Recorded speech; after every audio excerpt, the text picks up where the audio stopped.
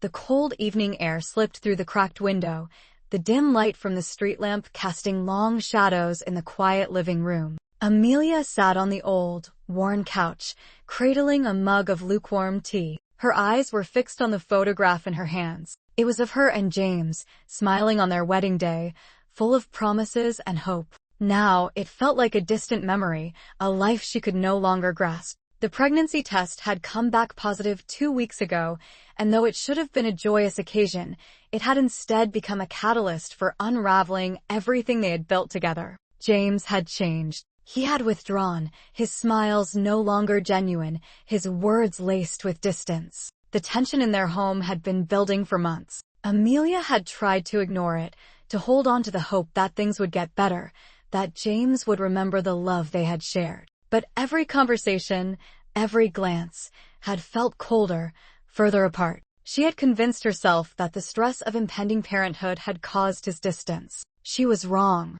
One fateful night, as Amelia sat in the nursery, setting up the crib with trembling hands, James had come home late. His eyes were different, a dullness she had never seen before, and his words cut through the room like a knife. "I can't do this anymore, Amelia. I can't be the man you need me to be," he said, his voice empty. "I don't want to be a father." Amelia had felt her heart shatter in that moment. "What do you mean?" she whispered, her voice trembling. "We're having a baby, James. You said you wanted this." "I know what I said, but things have changed," James replied, stepping back as if the words were too heavy for him to carry. "I've met someone. I'm leaving you, Amelia." The words hit her like a physical blow. She could hardly breathe.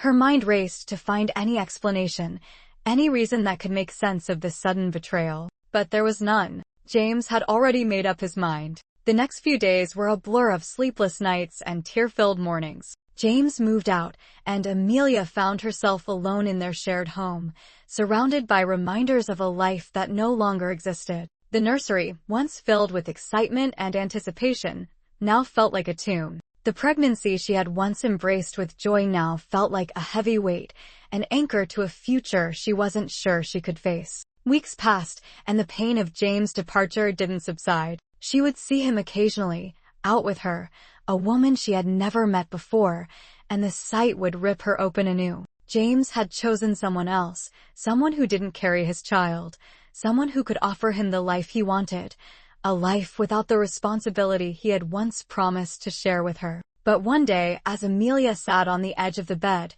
a strange clarity washed over her. She placed her hand on her stomach, feeling the soft flutter of the life growing inside her. It was a small spark of hope in the darkness. She wasn't alone. She had her child, and that was something worth living for. The pain of betrayal would always be there, a scar she would carry for the rest of her life. But she knew she would survive. She would build a future for her child, and in time, she would find peace. The echoes of her past, of James, and the life they had dreamed of, would eventually fade. Amelia stood up, wiping the tears from her eyes. She was no longer the woman who had clung to the hope of a broken marriage. She was a mother now, and that was more than enough. Amelia's days began to find a new rhythm, though the ache in her heart lingered. She had always been independent, but now, with the baby growing inside her, she found strength she hadn't known she possessed. Each day, she did what she could to prepare herself, mentally and physically, for the life that was coming. The nursery, once a painful reminder of James, became her sanctuary. She painted the walls a soft, calming shade of green, hung up plush animals, and filled the space with toys and blankets. It was hers now, her child's home. She used to do this with James. But now, it was just her, alone with her thoughts, and a growing sense of resilience. But one night, as Amelia was organizing some clothes for the baby, her phone buzzed. The number was unfamiliar. "Hesitant," she answered. "Amelia," came the voice on the other end. It was James. She had expected this moment, but when it arrived, she felt a strange calmness wash over her. There was no rush to answer, no desperation. She could hear the hesitation in his voice, as if he, too, was uncertain about what to say next. "Hey," he continued, I know I left without saying much, and I've been thinking about everything." Amelia's hand clenched around the phone. "What do you want, James?"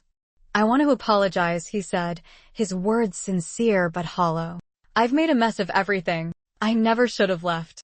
I don't know what I was thinking. I'm sorry." Amelia paused, feeling a wave of frustration and sadness. "You can't just come back and say sorry, James. You don't get to undo what you've done." "I know," he replied quietly. "I'm not asking for forgiveness. I don't want you to think I don't care. I care about you. I always did." The words stung, but Amelia had come so far, built a life that was her own, even without him. She had fought the urge to call him countless times, to beg for the life they'd once dreamed of. But now, hearing him speak, she realized that nothing would ever be the same. The man who had left her, the man who had chosen someone else, was no longer the one she had married.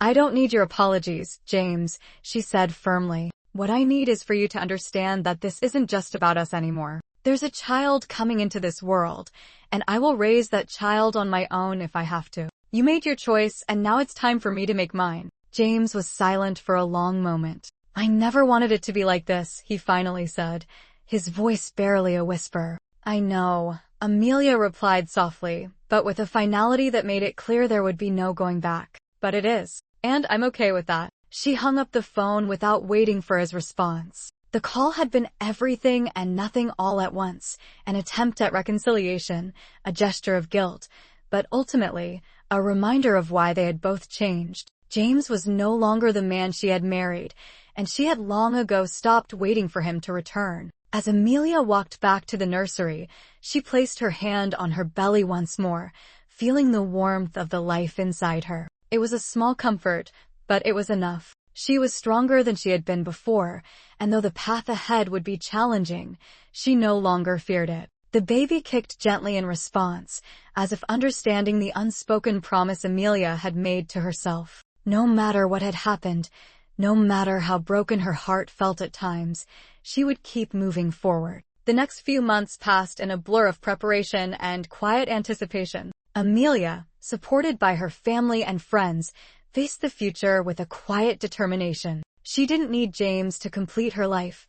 She had everything she needed right there, in her heart, and in the little life growing within her. When the day finally came, Amelia was ready. The hospital room, filled with the sterile scent of antiseptic, suddenly felt like a sacred space, as the cries of her newborn daughter echoed in the room. Amelia looked down at her baby, her eyes filled with tears, but this time, they were tears of joy. Her daughter, small and fragile, was a new beginning. Amelia held her close, whispering promises of love and protection. She would be the mother her child needed, the protector, the guide, the source of warmth and strength. She had let go of the life she had once dreamed of with James, but now, standing in the bright light of her new reality, she realized that sometimes the things we lose are the very things that make room for something better to take its place. As she gazed down at her daughter, Amelia knew one thing for certain.